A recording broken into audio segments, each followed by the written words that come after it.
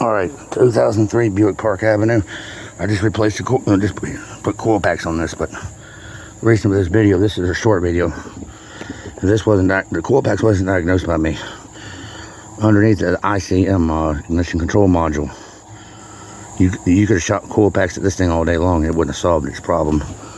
The middle coil, the ground side, the signal side, whatever you want to call it, wasn't on this, was dead on this one. The ICM was bad.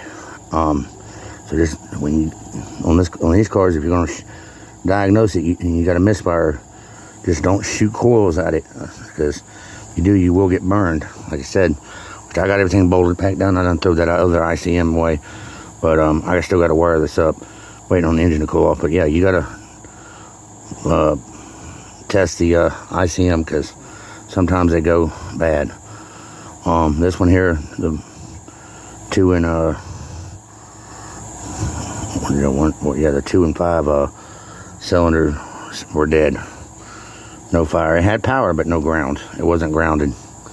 The circuit wasn't grounded. It was a short in the thing. It had hot power going in, but when you take it off and turn the engine over, it's getting a signal from the computer.